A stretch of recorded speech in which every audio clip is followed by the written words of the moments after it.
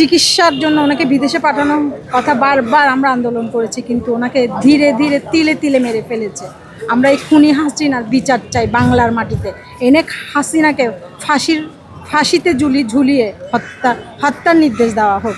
আমি এটাই কামনা করব।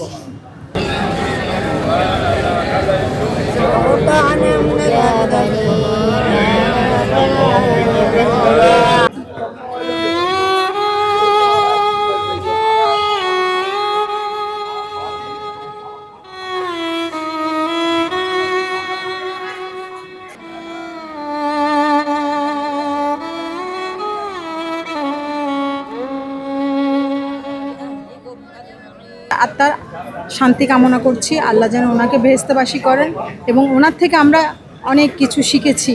ওনার দুইটা ছেলে, একটা ছেলেকে মেরে ফেলেছে, স্বামীকে মেরে ফেলেছে, একটা ছেলেকে দেশান্তরিত করেছে।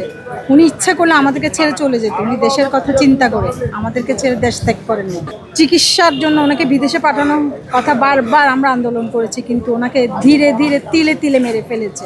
আমরা এই খুনি হাসিনার বিচার চাই বাংলার মাটিতে। এনে হাসিনাকে ফাঁসিতে ঝুলিয়ে হত্যার নির্দেশ দেওয়া হোক। আমি এটাই কামনা করব।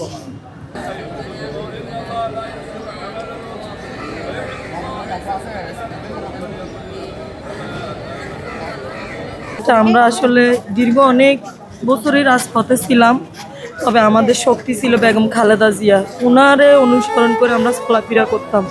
উনি আমাদেরকে ছেড়ে যায় নাই এতদিন, কিন্তু উনি আজ আমাদেরকে ছেড়ে সত্যিই চলে গেছে। উনি যদি আমাদের দুঃসময় যদি চলে যেত আমাদের থেকে কষ্ট লাগতো না, কিন্তু উনি এখন চলে গেছে। মানে আমরা খুবই প্রকাশ করতে পারতেছি না আমাদের কষ্টটা।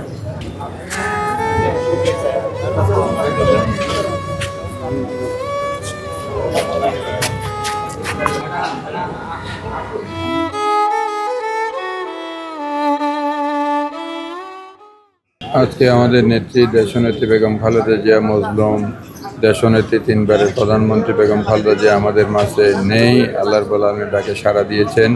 আমরা অত্যন্ত সুখাভিভূত।